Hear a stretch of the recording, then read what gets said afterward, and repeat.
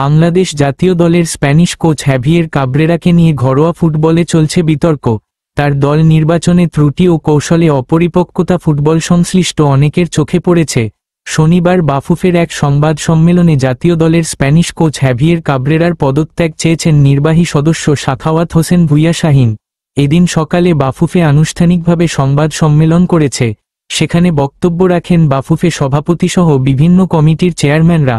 সবার শেষে বাফুফের নির্বাহী সদস্য শাহীনকে অভ্যন্তরীণ অডিট ও গভর্নমেন্ট রিলেশন নিয়ে আলোকপাত করার অনুরোধ জানান সাধারণ সম্পাদক ইমরান হোসেন তুষার।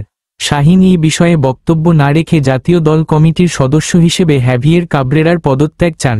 বাফুফের নির্বাহী সদস্য শাহীন বলেন, আমি এখানে অডিট ও গভর্নমেন্ট রিলেশন নিয়ে মন্তব্য করব না।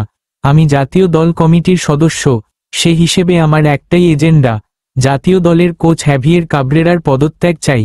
দেশের 18 কোটি মানুষের চাওয়া এটি। বাফুফের আজকের সংবাদ সম্মেলনে নির্বাহী কমিটির 21 জনই আমন্ত্রিত ছিলেন। 21 জনের মধ্যে উপস্থিত হয়েছিলেন 15 জন। সম্মেলনের এক পর্যায়ে সাধারণ সম্পাদক শাহীনের সঙ্গে আলাপ করতে গেলে তার অসন্তোষ আবারও প্রকাশ পায়।